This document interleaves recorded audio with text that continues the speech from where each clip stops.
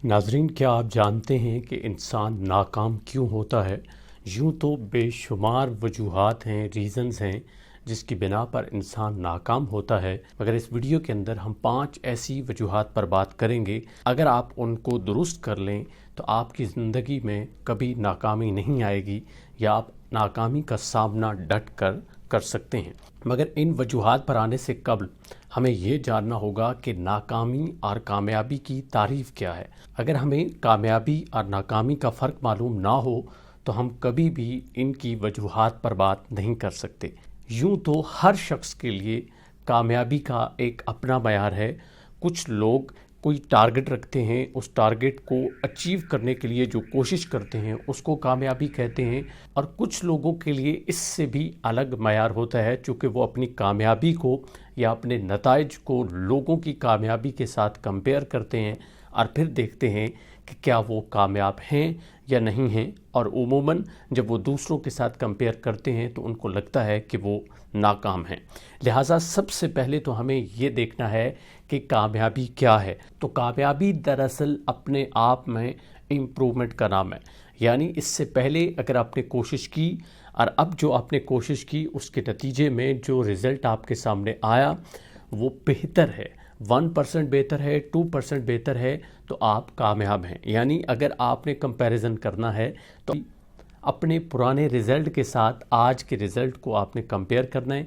यूँ आपको मालूम हो जाएगा कि वाकई में आप कामयाब हुए या नहीं। और दूसरी चीज़, अगर आप मुसलसल कोशिश कर रहे हैं तो इसको भी कामयाबी कहते हैं। नाकाम इंसान वो होता है जो कोशिश को तर्क कर देता है या फिर जिसको पुराने रिज़ल्ट के मुकाबले में दूसरा रिज़ल्ट बदतर मिले। अगर हम मिसाल एक आपके सामने रख दें कि पिछले रिज़ल्ट में जिस तरह का भी था, आपने 90 नंबर लिए और अब की बार आपने 60-70 नंबर लिए, तो अब आपको ज़रूर सोचने की ज़रूरत है कि शायद आप नाकाम हुए हैं। इसी तरह अगर आप पहली मर्तबा किसी टारगेट को लेके चले थे और आपने 2%, 3% उसको अचीव किया था और दूसरी बार आप 0% या 1% पे हैं तो फिर आप नाकाम हैं। लेकिन अगर 5 से 6% भी आप पहुँचे हैं तो आप कामयाब हैं। अब हम आ जाते हैं उन 5 वजूहात के ऊपर जिसकी बिना पर हम नाकाम होते हैं, और अगर हम इनको काबू कर लें तो हम यकीनन कामयाब हो सकते हैं। सबसे पहली चीज़, एहसास कमतरी। अभी हम काम शुरू ही नहीं करते, अभी हमने टारगेट सेट ही नहीं किया होता, तो पहले से ही हमारे जहन के अंदर एक बात चल रही होती है कि मैं तो कामयाब नहीं हो सकता, मुझे तो कामयाबी नहीं मिलेगी। ये एक एहसास कमतरी का शिकार शख्स ही कहता होता है। या फिर हमें अपने ऊपर सेल्फ़ कॉन्फिडेंस नहीं होता, ख़ुद एतमादी नहीं होती, जिसकी बिना पर हम ये कह देते हैं कि मेरे जैसा बंदा कहाँ कामयाब हो सकता है। मिसाल के तौर पर जब हम कोई मुकाबले का इम्तिहान देते हैं या किसी सब्जेक्ट का इम्तिहान देते हैं तो बहुत सारे लोग उसमें अप्लाई करते हैं और बहुत सारे लोग नाकाम भी होते हैं, सीटें बहुत कम होती हैं। तो उस वक्त हमारे जहन में ये चल रहा होता है कि देखें जी, अब 5-6 बंदे चाहिए तो उसमें हज़ारों लोगों ने अप्लाई किया हुआ है, तो मेरी क्या वैल्यू होगी या मैं कैसे कामयाब हूँगा।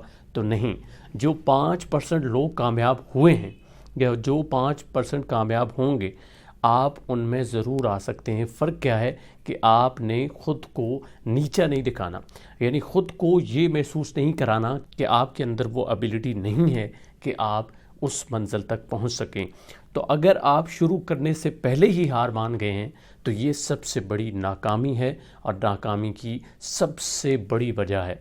तो कभी भी कुछ भी हो जाए, आपने स्टार्टअप में, शुरू में, दरमियान में या कहीं भी किसी स्टेज पर भी जब आप मंजिल की तरफ बढ़ रहे हैं तो ये नहीं सोचना कि आप नाकाम हो जाएंगे।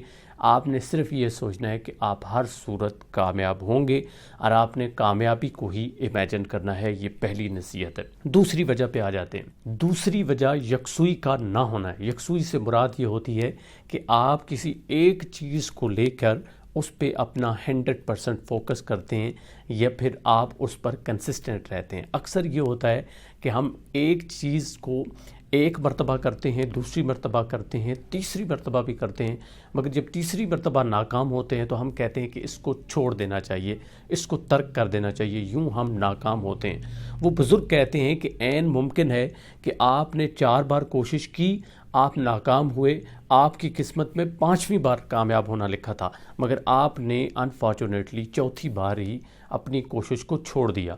تو اس لیے کوشش کو ترک نہیں کرنا، خواہ وہ چوتھی بار ہوا ہے، 5ویں بار ہوا ہے یا 10ویں بار ہوا ہے، ہو سکتا ہے آپ کی لک میں، آپ کی قسمت میں 11ویں مرتبہ کامیاب ہونا لکھا ہو۔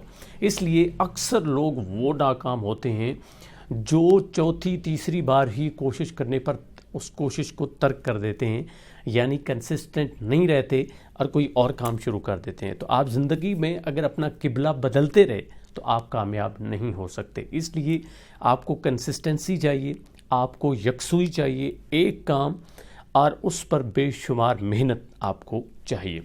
تیسری وجہ پہ آ جاتے ہیں۔ تیسری وجہ ہے وقت کا ضیاع۔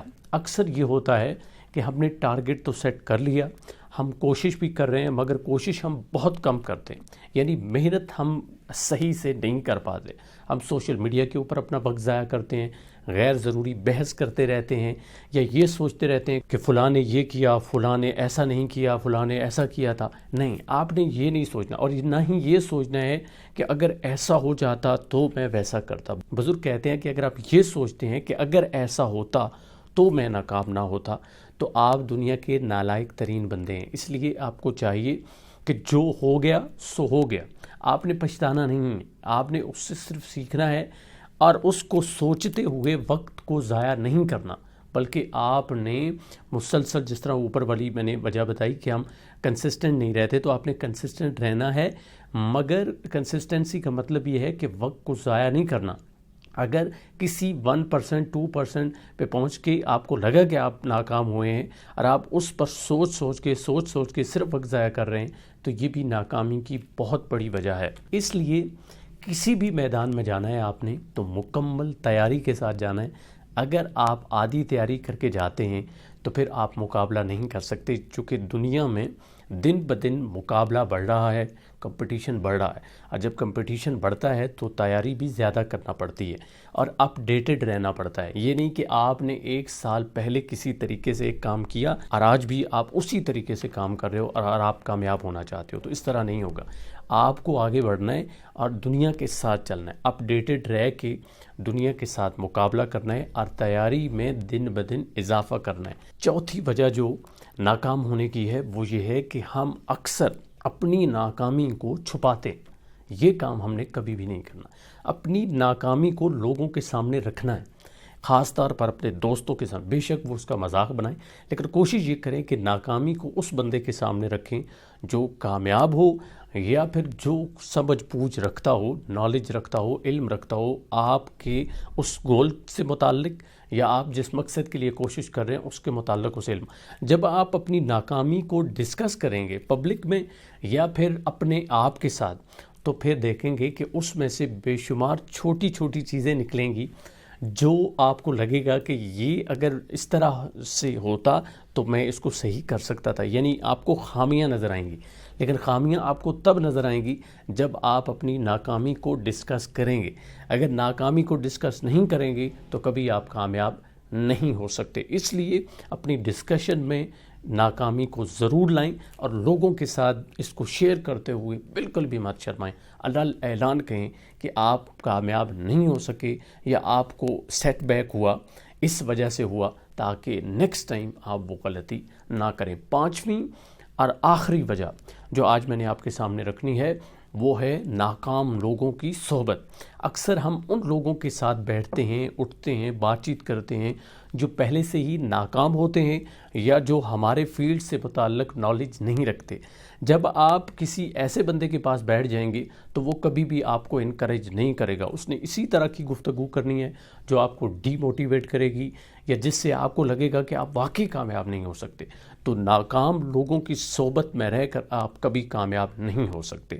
اس لیے آپ نے ایسے لوگوں کی صحبت کو چننا ہے جو واقعی میں سکسیسفل ہوں یا آپ کے اس متعلقہ فیلڈ سے ریلیٹڈ علم رکھتے ہوں۔ تو ناظرین، امید کرتا ہوں کہ یہ جو 5 وجوہات میں نے آپ کے سامنے رکھی ہیں، آپ ان کو سمجھیں گے اور ان کو دور کرنے کی کوشش کریں گے تاکہ آپ کامیاب زندگی گزار سکیں۔